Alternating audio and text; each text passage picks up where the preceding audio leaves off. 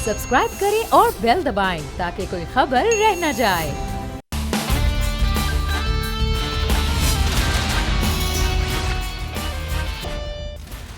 अस्सलामुअलैकुम। The special report with Mudassar Iqbal के साथ हाजिर खिदमत है। नाज़रीन, जिंदा कौमें हमेशा से अपने मोहसिनों को याद रखती हैं। हमारे लिए बड़ी कल एक अफसोसनाक खबर थी कि 85 बरस की उम्र में डॉक्टर अब्दुल कदीर ख़ान, जिन्हें मोहसिन पाकिस्तान, फ़ख्र पाकिस्तान के नाम से जाना जाता है। आपको याद होगा जब मई में 1998 में भारत की जानिब से एटमी धमाके किए गए, पूरे पाकिस्तान में एक इज़्तराबी कैफियत थी। उस वक्त के वज़ीर आज़म मियाँ मोहम्मद नवाज़ शरीफ थे और फ़ैसला किया जा रहा था कि पाकिस्तान अब इस सारे अमल में क्या करे, क्योंकि ख़ित्ते का जो तवाज़ुन है वो बिगड़ चुका है। भारत जो पहले ही 1948 से लेकर मुख्तलिफ़ जंगों, मुख्तलिफ़ महाज पाकिस्तान के ख़िलाफ़ खोले हुए नज़र आ रहा था, अब उसे 1998 में एक बर्तरी हासिल हो रही थी कि वो एटमी ताकत बन चुका है। पाकिस्तान जिसने अपना एटमी प्रोग्राम तो बहुत पहले शुरू कर दिया था, लेकिन जो इंटरनेशनल पाबंदियाँ, इंटरनेशनल प्रेशर्स हैं, उसकी बिना पर कभी इस बात को आश्कार नहीं किया गया। लेकिन जब 1976 में जुल्फ़िकार अली भुट्टो उस वक्त के वज़ीर आज़म थे, उन्होंने डॉक्टर अब्दुल कदीर ख़ान को पाकिस्तान बुलाया हॉलैंड से, और उसके बाद फिर एक पूरा प्रोसेस शुरू किया गया। और चलते चलते ये 1976 से लेकर 1998 तक जब ये ख़बर आई कि पाकिस्तान, इस्लामी जमहूरिया पाकिस्तान दुनिया में पहली इस्लामी एटमी ताकत बन चुका है। 28 मई का वो दिन जिसे आज हम यौम तकबीर के नाम से याद करते हैं, वो डॉक्टर अब्दुल कदीर ख़ान, उनकी टीम, पाकिस्तान के साइंसदान, इंजीनियर्स, उनकी लाजवाल काविशों के बाद वो हमने हुसूल किया। लेकिन उसके बाद बड़ा एक अफसोसनाक अमल शुरू हुआ कि जब डॉक्टर अब्दुल कदीर ख़ान, जिन्हें पूरा पाकिस्तान बड़ी मोहब्बत आज भी करता है, जब वो आप आज हम में मौजूद नहीं हैं, लेकिन जनरल मुशर्रफ के दौर में उनके कुछ जो चीज़ें थीं, कुछ इंटरव्यू के दरमियान बातें थीं, उसके बाद उन पर पाबंदियां आयद कर दी गई, नज़रबंदी उन पर हो गई, बहुत ज़्यादा प्रेशर, इंटरनेशनल प्रेशर जो है वो आ गया। और एक इंटरव्यू के दौरान तो डॉक्टर अब्दुल कदीर ख़ान साहब ने खुद ये बात की कि दो चीज़ें थी, या मुझ पर पाबंदी हो सकती थी या फिर पाकिस्तान पर, तो मैं पाकिस्तान को पहले रखा। बहुत से जो चीज़ें ऐसी हैं जिसकी वो पर्दे रखते हुए आज वो पर्दा कर गए हैं। बहुत सी ऐसी बातें हैं जो उनके साथ ही दफन हो चुकी हैं, क्योंकि वो पाकिस्तान से मोहब्बत करते थे, पाकिस्तान के लिए सब कुछ करना चाहते थे, और उन्होंने वो सब कुछ किया भी। और आज जिस तरह से आप, मैं एक एटमी ताकत से मुल्क के अंदर मौजूद हैं, और इतनी 10 गुना बड़ा मुल्क हमारे, वो जितने भी प्रेशर बिल्ड कर ले, वो इस वजह से पाकिस्तान से खौफजदा है कि वहाँ से वही हमला होगा अगर उसने इस किस्म की कोई गलती की। पूरी दुनिया में इसलिए पाकिस्तान को देखा जाता है कि पाकिस्तान एक एटमी ताकत है, और उसका सेहरा डॉक्टर अब्दुल कदीर ख़ान के साथ जाता है। पूरी कौम की तरफ से, बोल टेलीविज़न की तरफ से, हमारी team the special report with Mudassar Iqbal की तरफ से हम खैराज अक़ीदत पेश करते हैं मोहसिन पाकिस्तान डॉक्टर अब्दुल कदीर ख़ान साहब को। आज हम प्रोग्राम में बात करेंगे, हमारे साथ तज्ज़ियाकार और डॉक्टर जमील अहमद ख़ान साहब मौजूद हैं। डॉक्टर साहब, आपका तो वैसे तो सफ़र क्योंकि सिपाहगरी से सफारतकारी तक का है, तो ये आप दोनों तीनों चीज़ों को ज़्यादा बेहतर तौर पर भी देखते हैं, इसलिए हम चाहा कि आज आप जो है वो इस पर गुफ्तगू करें कि एक जानिब आप बहसीत फ़ौजी भी इस मुल्क में सर्व कर चुके हैं, बहसीत डिप्लोमेट भी वो सर्व कर चुके हैं। डॉक्टर अब्दुल कदीर ख़ान साहब का जब भी नाम लेते हैं हम, तो दो चीज़ें बड़ी एक होती हैं, एक फ़ख्र होता है उनका नाम लेते हुए, दूसरी अकीदत होती है। ये दोनों चीज़ें आज डॉक्टर साहब मौजूद हम में नहीं हैं, तो क्या हम जो मोहसिन पाकिस्तान और फ़ख्र पाकिस्तान कहते हैं डॉक्टर अब्दुल कदीर ख़ान साहब को, आप समझते हैं वो बिल्कुल बरहक है? और आज जैसे डॉक्टर जमील साहब, मुदस्सर इकबाल और पूरा मुल्क आज अपने आप को महफूज समझता है, तो वो डॉक्टर साहब की ही काविशों, उनकी मेहनतों का नतीजा है। न सिर्फ ये बरहक है, बल्कि ये दिल की गहराइयों से पूरे तमाम पाकिस्तानियों को इस चीज़ का इल्म है कि डॉक्टर कदीर ख़ान ने पाकिस्तान को क्या दिया। पाकिस्तान और पाकिस्तानी आज अगर सर अपना फ़ख्र से बुलंद करके चलते हैं, तो उसके पीछे डॉक्टर कदीर ख़ान जैसा शख्स सदियों में नहीं पैदा होता। डॉक्टर कदीर खान जो कि एक आम घराने से, जिन्होंने कत्ल व गारत देखते हुए जब हिजरत करके पाकिस्तान आए, तो उनके जहन में वही मनाजर थे कि मुसलमानों के साथ हिंदुओं ने क्या किया जब बंटवारा हो रहा था। उनके इसी जज्बे के तहत उन्होंने आम स्कूलों से और कॉलेज से तालीम हासिल की, और जब हॉलैंड गए तो उसी लगन से मजीद तालीम हासिल की और PhD फिर जब बेल्जियम से किया और जब मुलाजमत वहाँ हासिल की, तो उनके दिल में यही जज्बा था कि पाकिस्तान को मैं क्या दूँ। और यही वजह है कि जो वो ड्राइंग और डिज़ाइन और जो नॉलेज और जो स्किल वहाँ से जब उनके पास हासिल हुई, और उनके सामने सही 1971 का वो वाक़या जब आया, जो खुद बताते थे वो, जी। मैं उन खुशबख्तों में से हूँ जिन्हें डॉक्टर कदीर खान साहब के साथ मुतवातर कोई 2 से ढाई अच्छा साल तक उनसे मेरी मुलाकातें रही। डॉक्टर साहब मैं आपको यहाँ कता कलामी की माफ़ी, यहाँ ये बड़ा दिल जो आप सुनाने लगे, मैं चाहूँगा कि ये सुनाया जाए, लेकिन इस वक्त डॉक्टर अब्दुल कदीर खान साहब का गायबाना नमाज जनाजा, क्योंकि कराची के जो लोग थे उनकी भी उतनी ही मोहब्बत है, तो गायबाना नमाज जनाजा इस वक्त सोल्जर बाज़ार में हो रहा है, तो रऊफ़ सिद्दीकी साहब का भी उनके साथ बड़ा एक गहरा ताल्लुक रहा है, MQM के रहनुमाएँ। मैं चाहूँगा कि उनके इंटेक ले लिया जाए ताकि वो नमाज जनाजा में शिरकत करेंगे, हम फिर गुफ्तगू को जारी रखेंगे। रऊफ़ सिद्दीकी साहब, सर आपका एक बड़ा गहरा ताल्लुक डॉक्टर अब्दुल कदीर खान साहब से रहा है, वैसे तो मोहब्बत सबकी है उनके और उनकी सब पाकिस्तानियों से, लेकिन सिद्दीकी साहब डॉक्टर साहब का एक पूरा एक सफ़र जो जद्दोजहद का था, फिर उसके बाद उनका एक और सफ़र है जो एक बिल्कुल खामोशी के साथ रहा है। क्या ताल्लुक आपका था और किस तरह से उनकी जो मोहब्बत इस वतन के लिए और अपने वतन के लोगों के लिए थी? असल में डॉक्टर अब्दुल कदीर खान ये सिर्फ एक नाम है, लेकिन एक मुकद्दस जद्दोजहद से उनकी ज़िंदगी ताबीर की जा सकती है। कोई लम्हा मैंने उनको ज़िंदगी में ऐसा नहीं देखा जब वो कौमी सलामती के बारे में या मुसलमानों की ज़बू हाली के ऊपर वो परेशान ना रहे हों। हमारे गुफ्तगू के दौरान जो नशिस्तें होती थी, बैठते थे घंटों घंटों, तो उसके अंदर होता ही ये था। और एक चूँकि वो एक बहादुर इंसान थे और अपनी जान का, अपने माल का, अपनी औलाद का उनको कभी भी फिक्र नहीं रही। वो अल्लाह की ज़ात के ऊपर बड़ा कामिल यकीन रखा करते थे। मेरे साथ तो उनकी मोहब्बत और अकीदत तो थी, लेकिन ये उनका बड़ापन था कि वो मुझे अपना दोस्त तस्वुर करते थे। मैंने उनको हर हाल में एक साबित कदम देखा। मैं समझता हूँ कि उनकी ज़िंदगी को अगर निसाब में शामिल किया जाए तो ये बहुत बड़ा काम होगा आज के नौजवान नस्ल के लिए, और ख़ास तौर पे पाकिस्तान के नौजवानों के लिए। इस तरह जद्दोजहद की जाए तो डॉक्टर अब्दुल कदीर खान ने की। वो एक अजीम इंसान, एक बड़ा इंसान थे और मोहब्बत थी। और इस जो इंकिसारी की उनकी ये हालत थी कि हम जैसे लोग शर्मिंदा हो जाते थे बाज़ औक़ात, और कहते थे डॉक्टर साहब इस तरह नहीं करने के। वो तो उनका कहना होता था कि जिसे अल्लाह ने इज्जत दी है उसे इज्जत दे।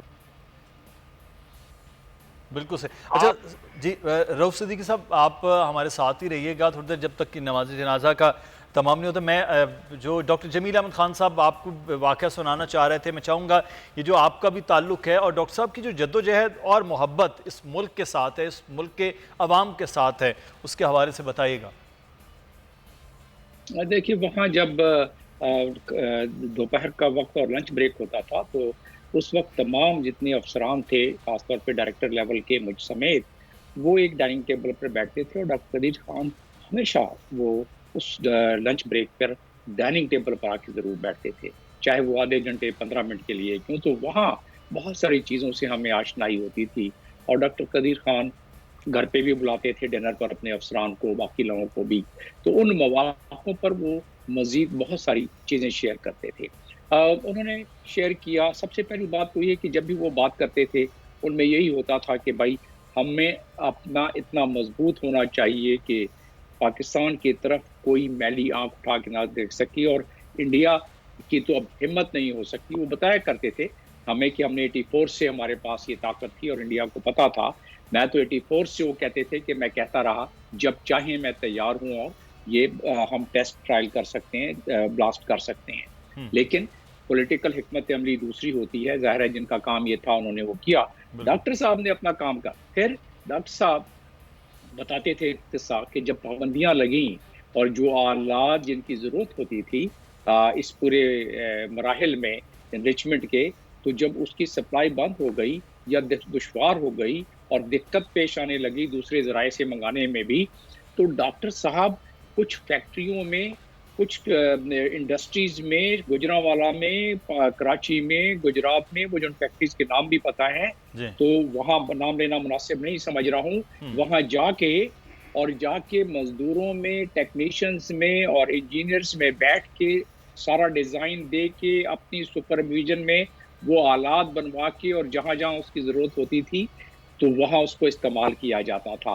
आप अब अंदाज़ा सोचे कि दुनिया में मैंने जितने साइंसदानों के बारे में पढ़ा, ये लगन कि सबसे बड़ी बात तो ये है कि 500-600 सालों से दुनिया में किसी मुस्लिम ममालिक ने आज तक कोई ऐसी चीज़ वर्थ द नेम ईजाद ही नहीं की। जी हाँ। और यहाँ मर्द मोमिन को देखें, यहाँ इस शख्सियत को देखें जिसके कि लोग दिल से गर्विदा हैं। हिकमत अमली और सियासत अपनी जगह पर, इंटरनेशनल सियासत भी और दूसरी भी, लेकिन अगर आप किसी पाकिस्तान को रेडी पर बैठे हुए आदमी को, रक्षा चलाते वाले को, किसी अफसर को, किसी दूसरे को देखें, उसकी दिल की धड़कन है। और आइंदा जिस तरह आपने भी बताया, ये चीज़ बिल्कुल न सिर्फ निसाब में होगी बल्कि लोग रिसर्च करेंगे कि एक दिए हुए महदूद वसाइल में, पाकिस्तान के पास इतने वसाइल तो नहीं थे ना, जिन लोगों ने एटमिक डिवाइस बनाई वो उससे 100 गुना ज्यादा उन्होंने इस पे खर्च किया है। पाकिस्तान उस वसाइल में अपने रहते हुए डॉक्टर कदीर खान की वजह से वो सिर्फ साइंसदान ही नहीं था, वो एक बहुत बड़ा एडमिनिस्ट्रेटर था। उनकी एडमिनिस्ट्रेशन की जो मिसालें हैं या उसकी प्रिंसिपल ऑफ एडमिनिस्ट्रेशन और मैनेजमेंट के जो लेटेस्ट थ्योरी हैं, आप उसके किसी मयार से मुवाजना कर सकते हैं। वो सॉल्यूशंस को हल करना जानते थे साइंस के अलावा भी।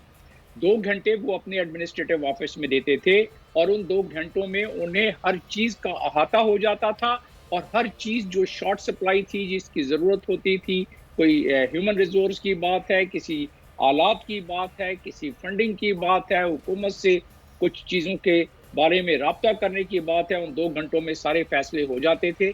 एक तरफ वो बात कर रहे होते थे अपने डायरेक्टर से, दूसरी तरफ से हाथ से कुछ लिख के कभी कहते थे फलाने वजीर को दे दो, कभी कहते थे सदर पाकिस्तान को पहुंचा दो। इस हद तक वो उसके साथ जुड़े हुए थे प्रोजेक्ट के साथ। बिल्कुल। तो ये तो डॉक्टर साहब बहुत ज़्यादा जो है ना वो एक है, क्योंकि हर चीज़ आगाज़ करने से लेकर इख्तिताम तक और फिर एक कामयाब तजुर्बे तक ख़ुद डॉक्टर अब्दुल कदीर खान ने एक बड़ा उम्र का हिस्सा इस पर लगाया। कहाँ 76 के अंदर वो पाकिस्तान उनको जुल्फ़िकार अली भुट्टो साहब लेकर आए और कहाँ 98 जो है वो एक बड़ा उम्र का तवील हिस्सा था। और जिस तरह आप बता रहे हैं, चीज़ें डिस्कस कर रहे हैं, ये तो एक तरफ तो वसाइल की कमी, दूसरी तरफ मसाइल ज़्यादा थे कि इंटरनेशनल एक प्रेशर, उसके बावजूद ये चीज़ें वो की गई। रऊफ सिद्दीकी साहब हमारे साथ जी, रऊफ सिद्दीकी साहब हमारे साथ हैं। रऊफ सिद्दीकी साहब से पूछने मैं जी रऊफ साहब मेरे ख्याल में क्योंकि जनाजे की रही थी तो वो शायद उधर हो गए। जी डॉक्टर साहब, अच्छा एक चीज़ यहाँ पर मैं क्योंकि बैसियत एक पाकिस्तानी, मैं इस बात को ये ज़रूर देखता हूँ कि इतनी ज़्यादा इज़्ज़त है डॉक्टर अब्दुल कदीर खान साहब की पाकिस्तानियों, जैसे आप कह रहे थे कि एक रेडी वाले से लेकर, रिक्शे वाले से लेकर एक ऑफिसर तक, हर एक शख्स जो है वो बड़ी इज्जत करता है। लेकिन फिर ये गिला होता है कि इतने बड़े शख्स के लिए जो उम्र के आखिरी हिस्से हैं वो एक मुश्किल में रहे हैं, क्योंकि नज़रबंदी का बहरहाल एक ताल्लुक़ रहा। तो हमें अपने मोहसिनों को अपने इंटरनेशनल प्रेशर के ज़रिए भी हम किसी न किसी तरह से प्रेशर में भी रहे हैं। हम बात कर रहे हैं इस वक्त डॉक्टर अब्दुल कदीर खान के खराज अक़ीदत पेश करने के हवाले से। डॉक्टर साहब, पूरी कौम डॉक्टर अब्दुल कदीर खान से मोहब्बत करती है। इस पूरे पाकिस्तान में रहने वाले, पाकिस्तान से बाहर जो पाकिस्तानी हैं, वो भी फ़ख्र के साथ बताते हैं कि हम पाकिस्तानी उस एटमी क़ुव्वत के बाशिंदे हैं जिन्हें डॉक्टर अब्दुल कदीर खान की मरहून मन्नत आज एटमी ताकत माना जाता है, जाना जाता है। लेकिन अफसोस ये है कि एक बड़े तवील अरसे से डॉक्टर साहब नज़रबंदी के शिकार रहे। वो भी कुछ मसलियतें ऐसी कि डॉक्टर साहब ने वो तमाम तर वो जो पाकिस्तान पर आना था वो अपने ऊपर उन्होंने ले लिया। लेकिन सर कल बहुत ज़्यादा लोगों का, आपने भी देखा ट्विटर पर भी, सोशल मीडिया पर बहुत ज़्यादा जिक्र हो रहा है कि डॉक्टर साहब का एजाज़ उस तरह से, जितने बड़े वो आदमी थे उस तरह से उन्हें अलविदा नहीं कहा गया। आप समझते हैं कि उनकी ज़िंदगी में होते हुए आखिरी अय्याम और फिर ये कहीं ना कहीं वो रहे हैं उदास भी, इस जो हम कहेंगे अकाबरीन से, हुकूमतों से, इक़्तिदार के ऐवानों से, ना कि पाकिस्तानियों से? देखें, जो मसलहत और मसाइल हैं उससे कता नज़र जितनी ज़्यादा पजीराई उनके रहलत फरमाने के हवाले से हुई है पाकिस्तान में, आप इसका मवाजना कर लें बाकी किसी दुनिया के इलाके से और साइंसदानों से और लीडरों से। आपके बराबर में मुल्क है, आपका पड़ोसी मुल्क, वहाँ भी ऐसे ही साइंसदान, वहाँ भी जिसने एटमी तवानाई दी, उसकी नंबर और तादाद देख लें जो उसके जनाजे में लोग आए, और अपने यहाँ इंसानों का समंदर देख लें। इंसानों के समंदर के साथ साथ कुदरत की मेहरबानी देखने के, जिस तरह वहाँ अब्र आलूद मौसम हुआ, ठंडक फैली, आसमान ने फिर बाद में ऑफ कोर्स आप जो बिल्कुल सही कहा किसी ने कि आसमान भी रोने लगा। तो ये तमाम चीज़ें, अब रहा सवाल काबरीन का, अगर किसी मसलहत में फंस कर अगर काबरीन ना आ सके तो उसकी वजह से डॉक्टर साहब की मोहब्बत में तो कोई कमी इस मुल्क में नहीं है। अवाम है जिसके दिलों में मोहब्बत होती है। अकाबरीन दिलों में हो या अवाम की बात। बिल्कुल जी डॉक्टर साहब, ये बड़ी इंपॉर्टेंट आपने बात की। असल चीज अवाम है। बेबाक मैं आपको कोई मिसाल दे दूं जी, वो बड़े बेबाक किस्म के आदमी थे, जो आता था दिल में कह देते थे, फौरन लिख देते थे। आपने मेरी किताब का जिक्र किया, किताब में भी मैंने जिक्र किया हुआ है। उनसे मोहब्बत करने वाले लोग मेरे किताब के 116 सफ़े पर मैंने तहरीर की है। ये एक बात आपने की है। अच्छा, इस वक्त सीनियर एंकर पर्सन वसीम बादामी साहब भी हमारे साथ मौजूद है। बादामी साहब, बहुत शुक्रिया आपके वक्त का। डॉक्टर अब्दुल कदीर खान जितनी बड़ी शख्सियत, आप हम आवाम जो है वो बड़ी एक मोहब्बत वहाँ थी। आज आपको लगता है कि पिछले चंद दिन पहले हमने एक हीरा उमर शरीफ साहब की सूरत में खोया, अब डॉक्टर अब्दुल कदीर खान फ़ख्र पाकिस्तान की हैसियत से आज वो हमें मौजूद नहीं है। ऐसा लगता है कि पाकिस्तान से मोहब्बत करने वाले लोगों की तादाद वो है, बड़े लोगों की तादाद वो कम होती जा रही है। जी बिस्मिल्लाहिर्रहमानिर्रहीम, ऐसा ही है। और ज़ाहिर है डॉक्टर, अगर हम मरतबे के हवाले से बात करें खिदमात के तनाजुर में, तो ज़ाहिर डॉक्टर यकीम खान से मैं समझता हूँ, यानी अगर आप पाकिस्तान में वो 2, 3, 4 नामों की बस एक फहरिस्त बनाए जिससे 5 नामों पर मुश्तमिल हो कि जिन्होंने पाकिस्तान के लिए बहुत कंट्रीब्यूट किया है, तो उनमें यकीन डॉक्टर यकीम खान का नाम होगा। शायद फहरिस्त हो गई लोगों के ख्याल में, तो राइटली सो। और एक जो जरा इसमें ज्यादा दिल दुखता है वो इस बात भी कि यकीनन हम सब ये कह रहे हैं, कौम ये समझती भी है और हम समझती भी है कि वो कौमी हीरो है, मोहसिन पाकिस्तान तय है कि वो मोहसिन पाकिस्तान थे और हैं।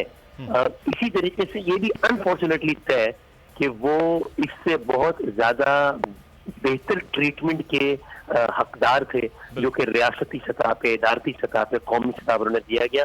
और जो माजी बईद को तो भूल ही जाइए, वो तो है ही अपना मामला, उनको जिस तरीके से हिरासत का मामला, इवन माजी कहीं में भी, मैं कोई सियासी बात नहीं कर रहा, लेकिन दिल बहुत कुड़ता है जब आप देखते हैं कि मोहसिन पाकिस्तान ये लिख रहे हैं कि भाई मुझे तो लगता है कि शायद ये वज़ीर आला एक को छोड़ के कि ये सारे जो है वो तो मेरे मरने का इंतजार कर रहे हैं, वज़ीर आज़म मेरे मरने का इंतजार कर रहे हैं। और ये कहने को बड़ी छोटी चीज़ होती है, लेकिन बताती है कि बाद में बयान तो सब जारी कर ही देते हैं।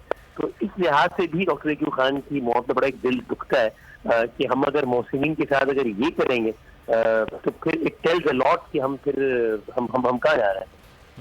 ये तो बात बिल्कुल 100% है कि हम अपने मोहसिनीन के साथ ये कुछ कर रहे हैं कि जिसका ज़िंदगी में वो जिक्र कर रहे थे, और ज़िंदगी जब उनकी रहलत होगी उसके बाद तो जो सूरत हाल रही है वो भी हमारे सामने थी। बहुत शुक्रिया वसीम बादामी साहब, सीनियर एंकर पर्सन हमारे साथ मौजूद थे। डॉक्टर जमील अहमद खान साहब साबिक सफ़ीर और तजज़ियाकार हमारे साथ मौजूद थे। दुआ यही है डॉक्टर अब्दुल कदीर खान साहब के हवाले से कि ता क़यामत जब तक पाकिस्तान कायम व दायम है, डॉक्टर अब्दुल कदीर खान साहब को हर आने वाली नस्ल, हर इंसान जो है उसी तरह से प्यार और मोहब्बत से याद करता रहेगा, क्योंकि वो मोहसिन पाकिस्तान हैं। लेकिन इसी तरह से जो मोहसिन हैं इस मुल्क के, इस कौम के, उनका इस रियासत को, हुकूमतों को वो भी उसी तरह से ख्याल रखना है, जिसका एक गिला शिकवा बैसियत पाकिस्तानी हम आज कर भी रहे हैं। हम यहाँ पर एक ब्रेक लेना है जी, ब्रेक के बाद वापस आएंगे तो मज़ीद बात होगी।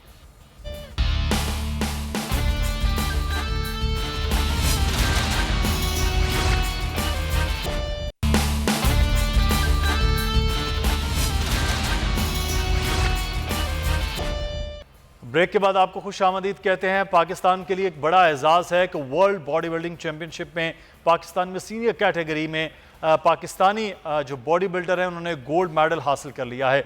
ताशकंद में वर्ल्ड बॉडी बिल्डिंग और फिजिक्स स्पोर्ट्स चैंपियनशिप में 50+ कैटेगरी में गोल्ड मेडल पाकिस्तान की जानिब से हासिल किया गया, तो ये पाकिस्तान के लिए एक बहुत बड़ा एजाज़ भी है। अब पाकिस्तान में अब्दुल वहीद साहब ने ये गोल्ड मेडल लिया। सिल्वर मेडल भी पाकिस्तान के मुख्तलिफ कैटेगरीज में वो हासिल किए गए हैं। ये वो स्पोर्ट्स है जिसे दुनिया में एक महंगा स्पोर्ट्स भी कहा जाता है कि बॉडी बिल्डिंग का, लेकिन पाकिस्तान में इस वक्त जितनी मेहनत की जा रही है स्पोर्ट्स के हवाले से बॉडी बिल्डिंग में, उस पर हम बात करेंगे कि पाकिस्तान टीम के जो कोच थे, जो साथ में जज मौजूद थे, सोहेल साहब हमारे साथ मौजूद हैं, उनसे बात कर लेते हैं। सोहेल साहब, के वक्त का पहले तो आपको मुबारकबाद, पूरी कौम को मुबारकबाद कि आप वर्ल्ड चैंपियनशिप से जो है एक गोल्ड हासिल करके आए हैं। आपके पास सिल्वर और ब्रॉन्ज मेडल्स भी आपकी टीम जो है वो हासिल करके आई है। तो एक तो बताइएगा कि कैसा एक्सपीरियंस रहा, फिर पाकिस्तान में इतनी सीनियर कैटेगरी में आप 60 साल जो आपके प्लेयर हैं वो भी पूरी दुनिया में गोल्ड हासिल कर रहे हैं। जी अस्सलाम वालेकुम। जी बिल्कुल आप सही कह रहे थे, लेकिन ये पहले ही दफ़ा हमने गोल्ड या सिल्वर नहीं लिए हैं। हम पहले भी साउथ एशिया, एशिया और वर्ल्ड में ले चुके हैं, लेकिन इस दफ़ा क्योंकि हम प्राइवेट फंडिंग से गए थे और माशाल्लाह टीम अच्छी बढ़ी गई थी, तकरीबन 15% है हमारी टीम के अंदर, तो हमने ब्रॉन्ज तो नहीं लिया, इसमें 3 सिल्वर और 1 गोल्ड लिया इसके अंदर। और बस इसके अंदर अफसोस की बात सिर्फ ये कि हमारे मुल्क में सिर्फ क्रिकेट को जो है वही समझा जाता है खेल, जबकि आपको मैं एक रियलिटी ये बताऊं कि अगर क्रिकेट का आप डोमेस्टिक कोई कराते हैं तो उसमें इतनी पब्लिक नहीं आती। हम एक छोटा सा भी इवेंट कराते हैं तो हजारों की तादाद में लोग देखने आते हैं। बॉडी बिल्डिंग अब सिर्फ बॉडी बिल्डिंग नहीं रही, उसमें स्पोर्ट्स फिजिक, एथलेटिक फिजिक, उसके अंदर मास्टर क्लास, जूनियर क्लास, बहुत सी कैटेगरीज होती हैं। तो अब अल्लाह का शुक्र है पाकिस्तान के बॉडी बिल्डर अब से नहीं कई सालों से पूरी दुनिया में अपना नाम कर रहे हैं, लेकिन हमारे साथ सिर्फ ज्यादती है कि क्रिकेट को इतना वो देखे, बिल्कुल बॉडी बिल्डिंग को जहां से मेडल आ रहे हैं, इस वक्त तक हम 80 से ज्यादा मेडल पिछले हम 12 साल में ला चुके हैं। अच्छा, और ना तो ओलंपिक के अंदर जो जनरल आरिफ हसन साहब बैठे हैं वो देख रहे हैं, लेकिन उन्होंने जो एफिलिएशन दी है वो आज तक मेडल तो दूर की बात लाना, वो क्वालिफाई भी नहीं कर सके। हम लोग उन्होंने मैं यही जानना चाह रहा था सुहेल साहब, ये क्या एक अलग चीज़ है कि आप यहाँ वर्ल्ड चैंपियनशिप में जीत रहे हैं, तो क्या यही टैलेंट, यही लोग, यही कोचेज़, यहाँ पर ट्रेनिंग, वो वहाँ ओलंपिक्स के लिए चीज़ों में क्यों नहीं हम उधर जा रहे हैं? तो ये क्या वजूहात है? दूसरा, आपने प्राइवेट फंडिंग की बात की है, तो क्या गवर्नमेंट के और पाकिस्तान जो बॉडी बिल्डिंग जो फेडरेशन है उसके साथ कोई एफिलिएशन नहीं, वहाँ पे कोई फंडिंग का मामला नहीं हुआ है आपके साथ? सर हमारे साथ एफिलिएशन है, पाकिस्तान स्पोर्ट्स बोर्ड की एफिलिएशन है, लेकिन इससे पहले हमारे एक प्रेसिडेंट थे शेख फारूक इकबाल साहब, वो क्योंकि कई सालों से फंड खा रहे थे, जिसपे इंटरनेशनल बॉडी ने इनसे जब बात पुरस की और यहाँ पर बाकायदा मीटिंग बुलाई तो उन्होंने वहाँ इंटरनेशनल बॉडी को रिजाइन दे दिया। लेकिन क्योंकि आपको पता है नीचे लेवल पे कुछ लोग जो पुराने थे उन लोगों ने उनको ऑन किया हुआ था। अभी फहमीदा मिर्जा साहिबा जो आईपीसी की मिनिस्टर है काफी अच्छा सपोर्ट कर रही हैं, उनको सारे हमने हालात बताए हैं, क्योंकि सारी चीजों को तो ये ऑन कर रहे हैं। सोहेल साहब, ये बड़ा एक अनफॉर्चुनेट है, लेकिन फिर भी हम पूरी कौम जो है वो आपको मुबारकबाद देती है कि आप पाकिस्तान का जो है वो सर फख्र से बुलंद कर रहे हैं। बहुत शुक्रिया। हम बात करेंगे इस वक्त कौमी T20 के बाद अब और T20 वर्ल्ड कप के अब तैयारियों का आगाज़ हो गया है। पाकिस्तान की टीम में कुछ तब्दीलियां की गई जब नेशनल T20 हुआ, कुछ प्लेयर्स बाहर और कुछ प्लेयर्स को टीम का हिस्सा बनाया गया। शुएब मलिक, जिनके हवाले से खासी बात हो रही है कि सुहेब मकसूद की इंजरी की वजह से उनकी दोबारा से जगह बन गई। एक तवील अरसे से वो पाकिस्तान क्रिकेट के साथ हैं, अब देखना ये है कि वो क्या चीज़ इसमें लेकर आते हैं, एज ए सीनियर प्लेयर कितना इफेक्टिव होते हैं। लेकिन इस वक्त जो तैयारियों के हवाले से बात हो रही है और पाकिस्तानी टीम के हवाले से है, उस पर हम बात करेंगे। इस वक्त तौसीफ अहमद साहब, साबिक टेस्ट क्रिकेटर, हमारे साथ मौजूद हैं। एजाज वसीम बाकरी, हमारे स्पोर्ट्स रिपोर्टर, हमारे साथ मौजूद हैं। तौसीफ साहब, बहुत शुक्रिया सर आपके वक्त का। तौसीफ साहब, पाकिस्तानी टीम अब नेशनल T20 में जिन्होंने परफॉर्म किया उनको रखा गया, कुछ की किस्मत नहीं थी वो आ सकते। अब आप जो टीम को देख रहे हैं सर, किस तरह से एक बैलेंस्ड और एक विनिंग कॉम्बिनेशन आपको नजर आ रहा है? जी, पहले के हिसाब से तो यकीनी तौर पे, और ये बातें हो भी रही थी कि इस टीम में कुछ चेंजेस आनी चाहिए, और हम खुद भी बात कर रहे थे इस पे कि ये बैलेंस टीम हमें नजर नहीं आ रही। ठीक है, यंगस्टर है, अपनी जगह है, सारा कुछ है, but I think balance team नजर नहीं आ रही थी। यस, जब चेंजेस थोड़ी हुई हैं, देखिए इतना क्रूशियल टूर्नामेंट है, उसमें आप जो है ना इस तरह की टीम लेके जाएं, और अगर पहले से प्लानिंग ना हो तो उसकी वजह से ये सारा कुछ होता है। तो आई थिंक मेरा ख्याल है जो भी चेंजेस हुई हैं, और थोड़ा सा मुझे ये एक शर्जील और शायद आ जाता उसमें तो बहुत ही उद्दा काम हो जाना था, क्योंकि वो इस टाइप की क्रिकेट जो होती है, लेकिन अपने मसाइल ज्यादातर दूसरे हैं। यस, उस पर तो हम कुछ नहीं कर सकते। क्रिकेट बोर्ड जो है वो उसको बिल्कुल अगर कोई चीजें ऐसी हैं तो सबके साथ होनी चाहिए, सही, और मुल्क के लिए सबको तरीके से होना चाहिए। तो आई थिंक मुझे तो अब बहुत अच्छी टीम लग रही है सामने। सही। अच्छा एजाज, ये शर्जील के हवाले से हो रहा है कि शर्जील बड़ा अच्छा परफॉर्म किए हैं, जैसे नेशनल T20 में स्पेशली जो सेंचुरी भी की और उससे पहले भी बेहतर स्कोर किया। फ़खर जमान जो है वो टीम का हिस्सा हो गए, लेकिन वो नहीं हो पाए। अब ओपनिंग में पहले ही तकरीबन 3 से 4 लोग हैं जो 1 से लेकर 4 नंबर तक खेलने वालों में। तो शर्जील के हवाले से ये बात चल निकली थी कि शर्जील हो सकते हैं या नहीं हुए? देखिए, मुझे सिर्फ रमीज राजा का एक हमेशा से ये स्टांस रहा है कि जो टेंटेड प्लेयर हैं, जिन्होंने मैच फिक्सिंग के किसी भी जो उसकी नोवियत है उसमें मुलविस रहे हैं, तो उनको पाकिस्तान कलर दोबारा नहीं मिलना चाहिए। शायद यही वजह है कि मोहम्मद आमिर, मिसबा और वकार के जाने के बाद के लिए भी कीन थे, लेकिन पीसीबी ने उनको नो लिफ्ट का साइन दिखा दिया। शर्जील ने गो के कल सेंचुरी यहाँ स्कोर की है और शर्जील फॉर्म में भी है, लेकिन रमीज के होते हुए $1 मिलियन क्वेश्चन है कि वो शर्जील को वापस टीम में लेंगे। जहां तक आप पहले 4 नंबर की बात कर रहे हैं, तो विकेट कीपर बैट्समैन से कल प्रेस कॉन्फ्रेंस में ये सवाल हुआ था, तो उन्होंने कहा था कि वो एज ए फील्डर भी खेलने के लिए तैयार हैं। उनको कोई एतराज नहीं है कि अगर फखर जमान ओपनर जाते हैं बाबर के साथ। लेकिन जो कॉम्बिनेशन यहाँ पीसीबी के दफातर में जो बड़े लोग बैठ कर डिस्कस कर रहे हैं, वो अब तक हमारे पास पहुंचा है कि रिजवान और फखर ओपनिंग करेंगे और 1 डाउन की जो पोजीशन है वो बाबर आजम संभालेंगे, क्योंकि पहले बाबर कीन थे कि वो बतौर ओपनर जाएंगे। इसीलिए तो आपको याद है कि शर्जील और फखर दोनों को इब्तदाई स्क्वाड के अंदर नहीं रखा गया था। तो अब फखर जो है वो रिजवान के साथ ओपनिंग पे जाएंगे, बाबर 1 डाउन खेलेंगे, 2 डाउन खेलेंगे, उसके बाद फिर हैदर अली और शोएब मलिक हैं, और देखते हैं कि फिर आसिफ अली को चांस मिलता है या फिर पाकिस्तान इमाद वसीम, शादाब खान और नवाज 3 स्पिनर्स के साथ मैदान में जाता है। सही। अच्छा तौसीफ साहब, शोएब मलिक के हवाले से बहुत ज़्यादा लोग होंगे कि ये शोएब मलिक अभी तक टीम का हिस्सा है। सर, एक तरफ तो उनकी फिटनेस भी नज़र आ रही है, परफॉर्मेंस भी नज़र आ रही है। आप समझते हैं कि शोएब मलिक एक बैसियत सीनियर प्लेयर होने चाहिए थे या किसी नए प्लेयर की जगह बननी चाहिए थी? फिर वो खेलना है सारा, मतलब पूरी दुनिया में क्रिकेट जाके खेल रहे हैं और आपको जरूरत है। मैं तो हमेशा एक चीज कहता रहा हूँ कि अगर आपके पास रिप्लेसमेंट अच्छी है तो आप जरूर जो है इन लोगों को रेस्ट करा सकते हैं, या जो भी आप जब तक आपके पास रिप्लेसमेंट नहीं है आप ऑफिस को भी खिलाएंगे। आप शोएब मलिक जरूरत है हमें, क्योंकि देखिए प्रेशर जो पड़ता है ना दूसरी टीम पे, नाम से बहुत प्रेशर पड़ता है, और ये इतने एक्सपीरियंस लोग हैं, इस टाइम में इन लोगों का होना जरूरी है। जैसे अभी इन्होंने टीम बताई, उनको ठीक बताइए कि फखर और जो है ना रिजवान ओपन करेंगे, नीचे 3 बाबर आ जाते हैं। अच्छा तौसीफ साहब से जी तौसीफ साहब से हम दोबारा से रब्ता करते हैं, लेकिन एजाज से एक जा रहे पाकिस्तान की जो स्ट्रेंथ मानी जाती थी वो पाकिस्तान की बॉलिंग, फास्ट जो बॉलिंग है, अटैक है, वो है। अब हसन अली और शाहीन शाह अफरीदी, आप समझते कि अब पाकिस्तान फिर स्पिनर्स के साथ अब अटैक करता हुआ इस पूरे टूर्नामेंट में नज़र आएगा? क्योंकि हमें यहाँ तो 2 ही नाम नज़र आ रहे हैं कि पाकिस्तान में ऐसा फास्ट अटैक जो है वो शायद उस तरह ना हो। देखिए कि आप इस वक्त आईपीएल सबसे बड़ा एग्जाम्पल है जो यूएई के अंदर हो रहा है, और उसमें कल पहला मैच था, परसों पहला मैच था जिसमें 200 रन का किसी टीम ने हदफ अबूर किया, क्योंकि यूएई की कंडीशंस अमूमन स्पिनर्स को सपोर्ट करती हैं। आपको याद होगा पाकिस्तान ने जब व्हाइट वॉश किया था इंग्लैंड को और ऑस्ट्रेलिया को मिसबा की कप्तानी में, तो इन्होंने पाकिस्तान को जितवाया था। तो इस वक्त भी कंडीशन वही स्पिनर्स के लिए है, इसीलिए पाकिस्तान ने शादाब को भी रखा है और रिजर्व में उस्मान कादर को रखा है। मेन स्क्वाड के अंदर नवाज भी हैं और साथ इमाद वसीम भी हैं, और 4 फास्ट बॉलर हैं पाकिस्तान के पास। धानी रिजर्व में है, लेकिन हारिस रऊफ भी हैं उनके साथ। फिर वसीम जूनियर बहुत अच्छी बॉलिंग करवा रहा है, पिछले 1-1.5 साल से डोमेस्टिक लेवल के ऊपर वसीम जूनियर को अगर चांस मिलेगा तो फिर हसन को बाहर बिठाना पड़ेगा।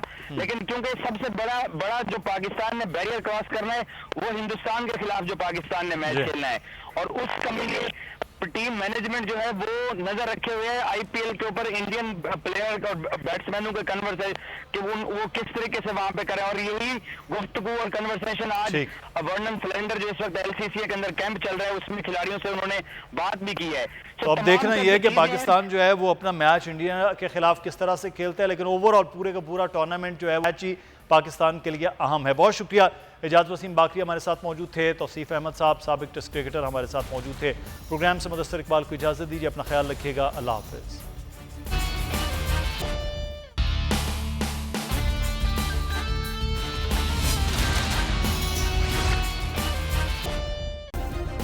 सब्सक्राइब करें और बेल दबाएं ताकि कोई खबर रह न जाए।